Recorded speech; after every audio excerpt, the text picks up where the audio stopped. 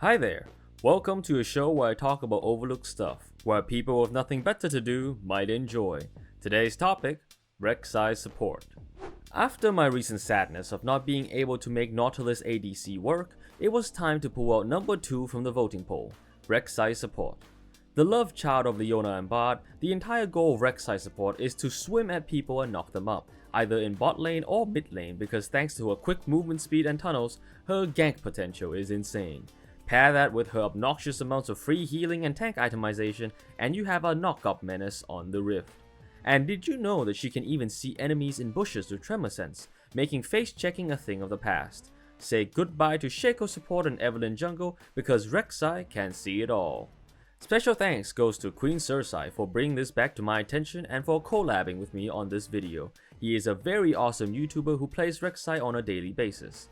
Funnily enough, we've both been subscribed to each other for a while now without ever realizing it, truly making this collab a special occasion. Credit for the build goes to him, and he'll be the one to explain the strategy this time round. Now, let's get on to the runes.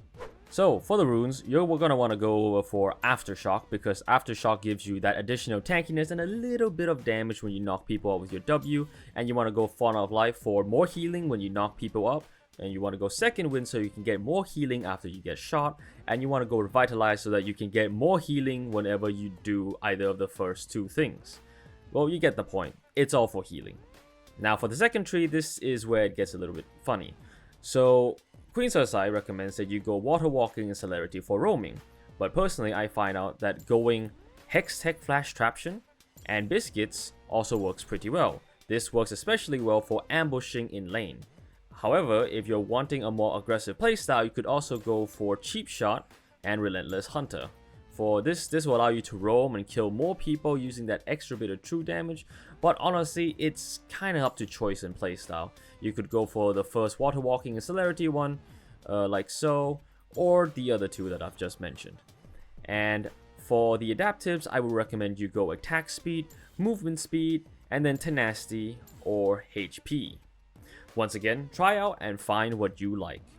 Now, for summoner spells, Flash Ignite is the way to go. It gives Rek'Sai that good instantaneous engage, and Ignite is a death sentence on any half HP squishy caught by Rek'Sai.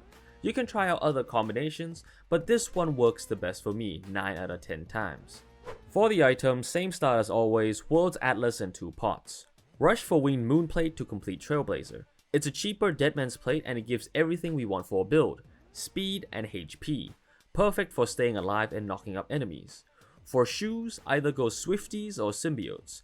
Personally, I prefer Swifties since I like the permanent movement speed in combat, but you could also go Symbiotes if you want to roam around a little bit more. After this, turn your World Atlas into either Bloodsong or Solstice Slay. Bloodsong is my favorite for the more aggressive killing potential, but Solstice Slay is no joke either with its healing and speed bonus. For the rest of the build, go for generic tanky items. Spirit Visage for MR and more healing, Randuin's for the slow, Unending Despair for drain, Thornmail for anti-heal, Hollow Fire Radiance for extra damage, and Titanic Hydra if you're really ahead and want a snowball. Now, don't tell Queen Xer'Sai, but I'm gonna go ahead and squeeze in Eclipse as a recommended item right here. It's 2,900 gold and gives you free shields. Pair up with Spirit Visage for maximum fun on Rek'Sai support, but you didn't hear that one from me. Endgame potions include Elixir of Iron for maximum Unga Bunga. Hey guys, it's Queen Xer'Sai. Let's talk about how we're maxing our abilities for this build. A lot of Rek'Sai's support strength is abusing her utility for movement and healing. So you want to max your burrow first, then tunnel second for high move speed and mini dashes. And for early level ranks, you're going to want to go W first, E, and then Q. During early game, you are quite weak until level 3, so make sure you type to your bot laner and say that you want to play passive until 3.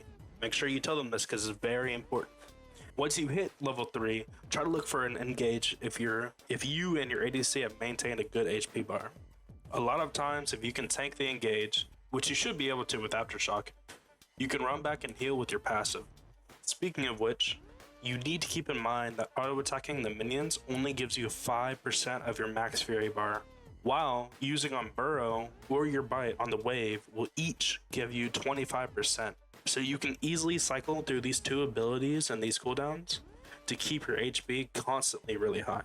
Now mid-game, is where this pick gets really interesting, because you have so much downtime that you can set up tunnels from bot lane into the jungle towards mid lane, and you can set up roam timers in the future that should be punishing to some champions, but aren't to you, because you have all these extra tunnels and all this extra move speed.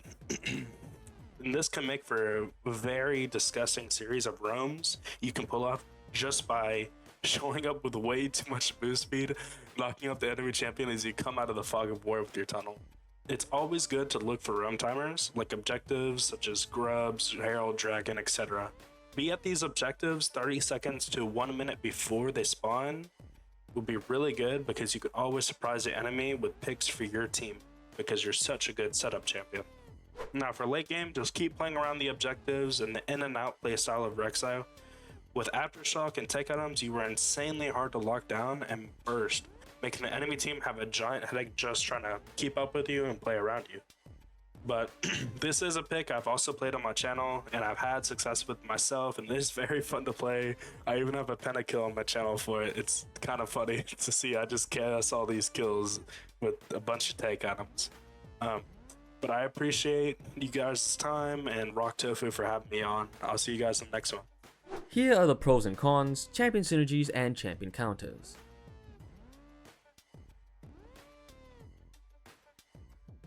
Rek'Sai support has been a blast to make, and thank you to Queen Xer'Sai for collaborating with me on this video. If you want to see that Rek'Sai support pentakill clip, make sure to check out Queen Xer'Sai's channel to see some god tier Rek'Sai gameplay.